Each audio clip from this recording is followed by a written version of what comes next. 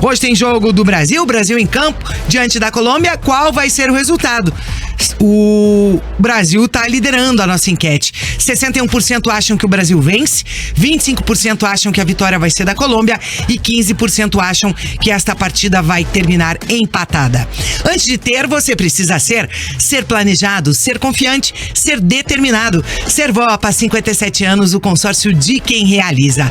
20 anos, o Dalicani tá de volta pra falar um pouquinho mais do Furacão. E aí, conta pra gente, traz os detalhes aí desse imbróglio do zagueiro Kaká, 20 anos. Vamos lá, TT. Recentemente a gente trouxe aqui no Bate Pronto a informação de que o Atlético decidiu não comprar o zagueiro Kaká. A opção de compra do Kaká é de 16 milhões de reais, 3,5 milhões de dólares, né? No contrato essa é a opção de compra. E aí o Atlético teria decidido então não comprar, essa informação que a gente tinha naquele momento.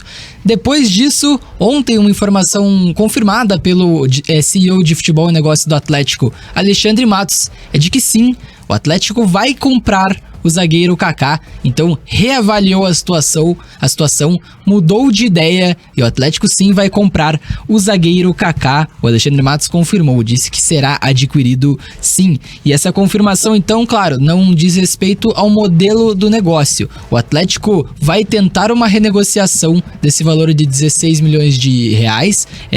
Há a possibilidade de que o Atlético não pague toda a opção de compra, todos os 16 milhões de reais. Mesmo assim, a gente vai continuar apurando, vamos continuar atrás desses detalhes. O Atlético pode não pagar tão caro pelo Kaká, mas a informação que a gente tem é de que sim, o Kaká será comprado pelo Atlético nessa negociação. Se o Atlético investir os 16 milhões de reais, a opção de compra fixada no contrato do Kaká, o Kaká se tornaria aí o terceiro maior nome, a terceira maior contratação da história do Atlético. Ele ultrapassaria aí o Canóbio, que foi comprado por 15,2 milhões de reais e perderia apenas para o Vitor Roque e para o Bruno Zapelli. Vitor Roque por 24 milhões de reais, Bruno Zapelli por pouco mais de 20 milhões de reais. Se o Atlético investir então os 16 milhões de reais do Kaká, o Kaká se tornaria a terceira maior contratação da história do Atlético. Então esse é o cenário atual. O Atlético reavaliou a situação, pensou melhor,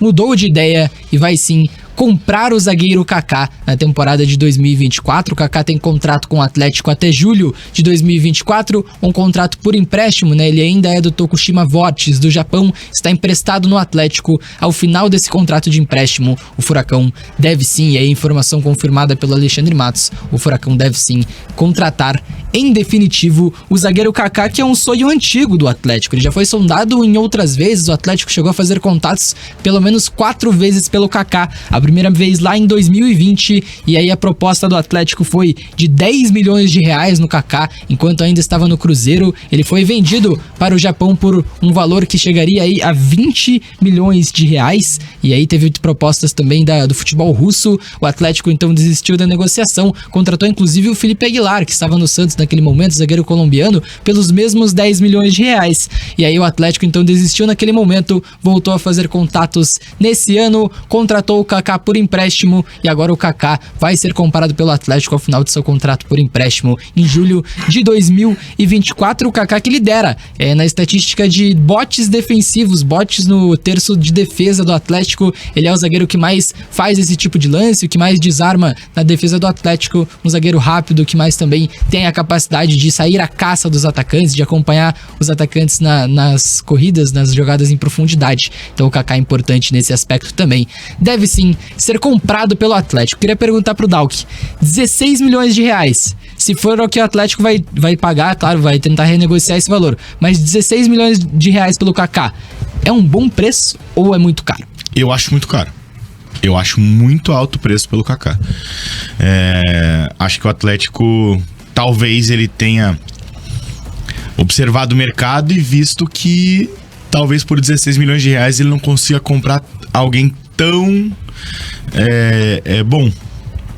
Eu tava até dando uma olhada em umas discussões aqui da galera atleticana nas redes sociais e tal, né? Citando nomes de jogadores que poderiam ser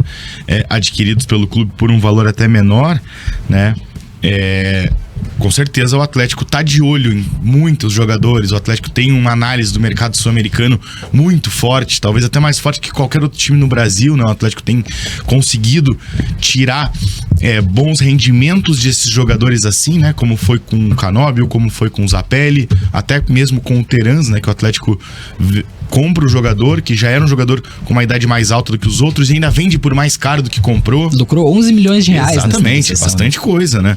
E o Terans rendeu frutos pro Atlético e não tava tão bem. Então, assim, o Atlético tem essa análise muito boa.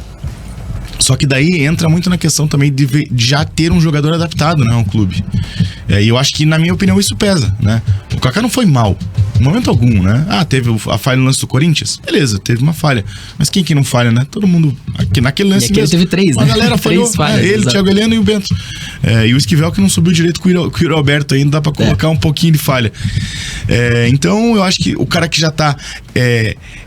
incluído no ambiente, que já sabe a filosofia de trabalho dentro do clube, talvez seja legal dar mais importância pra comprar esse cara do que gastar dinheiro em um cara, por exemplo, que vem, sei lá, da Argentina e que você não sabe como vai ser aqui.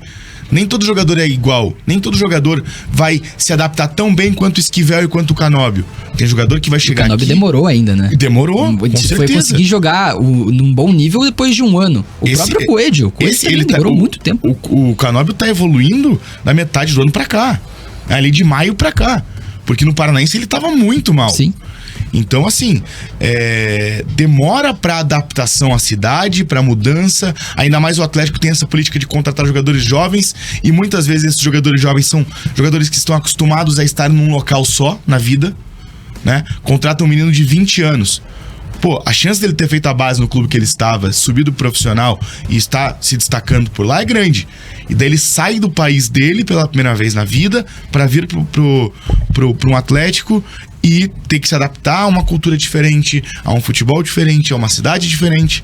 Tudo bem que Curitiba é muito parecido no geral com Buenos Aires. A galera se sente muito confortável aqui quando sai de Buenos Aires pra cá. E ao contrário também. Mas, mesmo assim, talvez a opção seja por isso, né? Contrato Kaká, já tá aqui, já entende, já sabe, já era um desejo antigo. E agora que tá aqui, vai usar o cara 6 meses e mandar ele embora. Até achei estranho, né? Porque o Atlético tenta tanto tempo o Kaká, especulou em mais de uma vez, virou 4, 5 rápido. vezes. Exatamente, chega, vira titular do clube e o Atlético não vai querer investir, não vai querer fazer esse investimento. Pra mim é um investimento correto. Aqui o Rogério Coelho fala, traz o Barbosa. Imagino que ele esteja falando do Barbosa do Libertad do Paraguai, que enfrentou o Atlético 2 vezes na Copa Libertadores. 6 anos que falam do Barbosa. Falam bastante dele. A gente perguntou lá, os diretores do Atlético falaram que nunca foi sondado, nunca chegou a ter sido feito um contato pelo Barbosa, pelo menos no passado recente do Atlético. Então, nunca houve esse contato. Barbosa é mais velho, né? Tem 28 anos, se não me engano. Não entra muito na política de contratação do Atlético, né?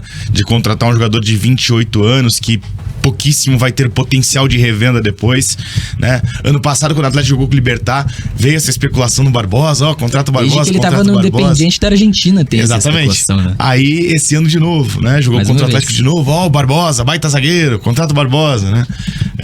Mas assim, o Kaká eu acho que é um bom zagueiro.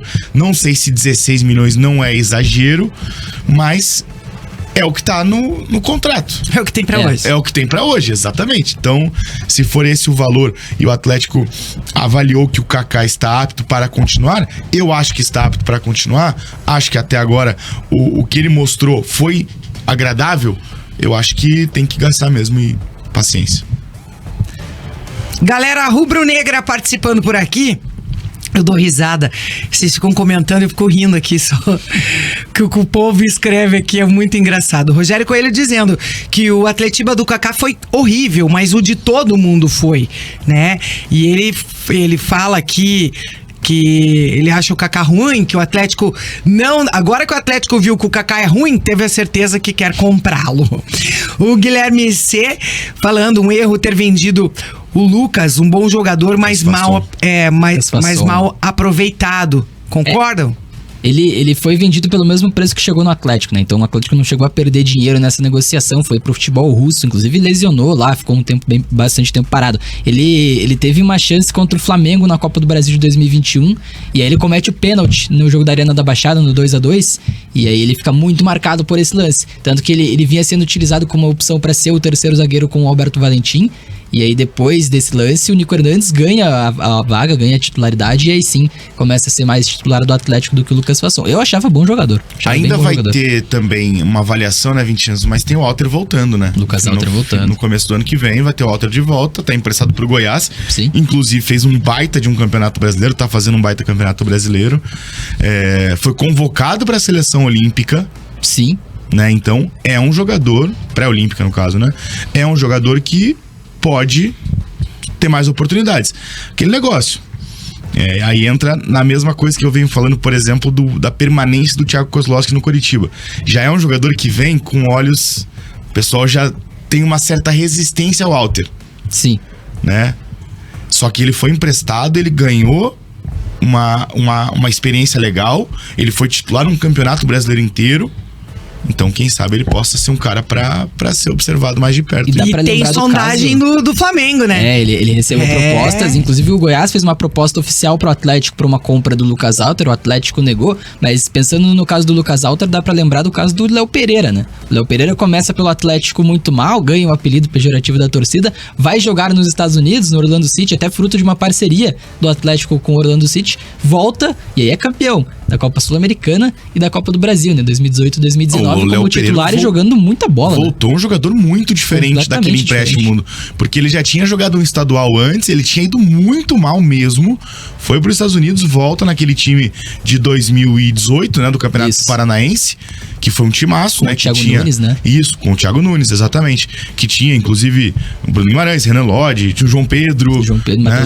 Matheus Anjos, Ederson, e ele jogou muito ali, tanto que ele já tem a moral quando o Diniz sai, o Thiago Nunes vira técnico do time principal, ele já começa a ser titular, ele joga muita bola. E ele fez uma ótima dupla de zaga. Então, quem sabe o Lucas Walter possa ser igual. Porque ele fez um campeonato consistente pra isso. E ao todo o Atlético tem 17 jogadores emprestados, Vincenzo. Bastante gente voltando, bastante gente que também não fica no Atlético, né? Isso que eu ia falar. Desses aí, quem que você acha que daria pra aproveitar no ano de 2024? Lucas Walter, Matheus Babi, Mingote. O Mingote eu acho que daria pra aproveitar. O Matheus Babi também como uma opção diferente pro ataque, né? Com um físico diferente. Ele é mais alto, mais cabeceador também. Tem qualidade pra sair da área, é verdade. Mas como uma opção dessa que o Atlético não tem no elenco. O mais próximo seria o Rômulo, por exemplo. O menino do Operário, o Dudu. O Dudu Scheidt vai ser testado no Campeonato Paranaense, né? Nesse time de mesclado que o Atlético vai utilizar. E ele sim tem um prospecto muito bom. É bem avaliado. Muito bom jogador. O Luan Patrick é difícil que fique, viu, TT? Informação que a gente tem. No Bragantino mesmo, né? Ele tá emprestado no Bragantino, ele virou reserva no Bragantino, inclusive, tem uma sequência como titular, agora é reserva do Bragantino. Ele não deve ficar no Atlético pra temporada que vem, não. Aí você vê o Atlético sofrendo com problema de peça de reposição no ataque. Os atacantes que pertencem ao Atlético e estão emprestados: Matheus Babi, Vinícius Mingote, Jajá, Daniel Cruz, Jaderson, Fabinho, Julimar. Quer dizer, tem um monte de gente, né? Julimar no Mirassol fez 2 campeonatos paranaenses bons no ano passado e nesse ano também chegou a ter algumas chances. Ele jogou até como lateral direito. Julimar machucou ano passado, né? Ele não teve mais oportunidades na temporada por causa disso, né? Exatamente. Ele faz um paranaense, machuca, rompe o ligamento cruzado anterior do joelho, volta nesse campeonato paranaense, chega a fazer alguns jogos também. E o Jajá, inclusive, com problemas internos, né? Teve o caso que ele não quis entrar numa partida do campeonato paranaense e aí foi negociado pra Rússia, foi ao Torpedo Moscou, voltou ao Atlético e aí está emprestado no Casa Pia de Portugal também. Vários desses jogadores não devem permanecer no Atlético, tá? Esses aí, principalmente esse Daniel Cruz, Jajá, o próprio Jaderson, o Fabinho, esses não devem permanecer no Atlético. Mas tem peças emprestadas que podem retornar e ser opções, né? O Matheus Babi, por exemplo, estaria jogando. Com certeza. Hoje o Babi seria titular do Atlético. Teve uma sequência de 3 gols em 4 jogos pelo Goiás recentemente. O Babi estaria jogando. O Dudu Sheik poderia ser uma opção ali. Fez uma Série C espetacular pelo Operário, jogando em todas ali do ataque. Então, o próprio Jader, que está emprestado no Atlético Nacional da Colômbia, vai voltar, vai jogar o Campeonato Paranaense, também é bem avaliado. E é uma opção como meio armador, até para ser um ponta esquerda definidor de jogada, que o Atlético não tem nesse momento. Ele cresce, ele chega a subir pelo Atlético lá em 2021 com o Paulo Autuari, jogando como ponta esquerda, porque o Atlético não tinha uma opção naquele momento para essa posição, né? O Jajá é um jogador que ele tem muita técnica, ele é um jogador muito rápido, ele é um jogador muito driblador, só que no Atlético não vai, né? E foi um dos casos mais decepcionantes da história recente da base do Atlético, viu, Doc? Porque o Jajá faz uma trajetória na base muito boa. Muito boa, ele tem jogos espetaculares, ele começa, quando é testado, ele começa bem, ele chega até a ser opção num jogo de Copa Libertadores, aquele Colo-Colo e Atlético lá em 2020, antes de começarem os casos aí da pandemia, o Jajá, ele é opção pra mudar um cenário num jogo de Copa Libertadores. E aí depois ele não engrena. Problemas internos, ele teve vários problemas assim de comportamento e acabou não engrenando pelo Atlético. No Cruzeiro jogou muita bola ano passado. E também teve problema lá, né? Também teve problema lá. E depois ele se machucou ainda, né? Sim, ele rompeu o ligamento, né? Ele teve um rompimento parcial. Não chegou a ficar os 8 meses de recuperação, ficou só 4 meses, se não me engano. Mas mesmo assim, ele volta pro Atlético com a expectativa de ser utilizado. Tanto que ele vinha sendo utilizado no Campeonato Paranaense com o Paulo Turra. Mas depois daquele caso que ele não quis entrar em campo no final do jogo, aí complica muito essa situação. Aí fica muito complicada a situação do Jajá. Aí tem que entender o tamanho dele também, né? Acha que é maior que o clube, que é maior que a decisão do técnico. Às vezes é difícil mesmo, não tem por que ficar mesmo. O Walter, eu creio que nunca teve esses problemas indisciplinares no geral, né? Nada confirmado oficialmente. A gente fica sabendo de algumas histórias assim, mas o Walter, mais pela torcida mesmo. Ele chegou a ficar queimado com a torcida em alguns momentos e aí fica complicado também pro jogador. A torcida do Atlético gosta de queimar os jogadores, principalmente jogadores jovens, né? Se vê, o Rômulo tem uma inimizade assim da torcida, um ar muito ruim com a torcida nesse momento. Então, jogadores jovens não se dão tão bem assim com a torcida do Atlético. Claro, depende de caso a caso. O Walter é um desses casos, que agora, com o tempo afastado, né? Afastado por empréstimo, quando retornar, pode ser que e por ter feito um ótimo campeonato, né? Sim. Talvez crie-se uma paciência a mais com um jogador assim, sim, né? Eu acho que o Babi também. Matheus Babi, acho que a torcida passa a olhar com outros olhos depois dele ter sido destaque no Goiás. E mais uma vez, né? O caso do Léo Pereira é emblemático. Ele sai odiado pela torcida do Atlético, volta ao Atlético e depois, naquele momento, é um dos jogadores mais regulares, que tem mais futebol ali no Atlético naquele momento, né? Em 2018 e 2019.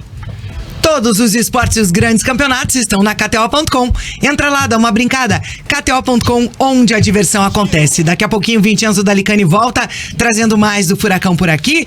E daqui a pouquinho, no próximo bloco, Alexandre Senechal vai esmiuçar, digamos assim, a entrevista de Wilson de Andrade, que esteve ontem aqui no Bate Pronto Curitiba e esclareceu muitas dúvidas da torcida Coxa Branca.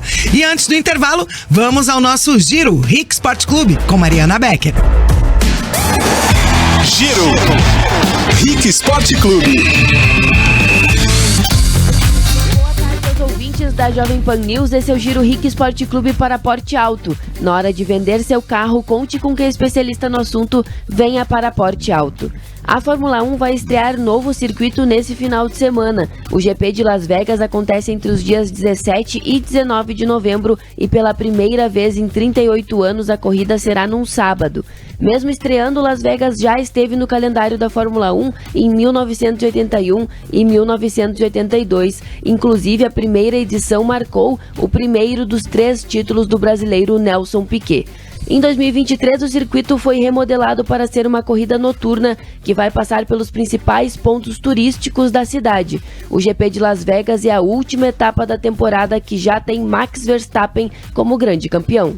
Na NBA, o rei do basquete continua quebrando recordes. Na partida do Los Angeles Lakers contra o Sacramento Kings, LeBron James anotou mais um triplo-duplo. Foram 28 pontos, 10 rebotes e 11 assistências, se tornando o segundo jogador mais velho da história a anotar um triplo-duplo. Além disso, LeBron também se tornou o quinto jogador com mais triplos-duplos na história da NBA em partidas da temporada regular.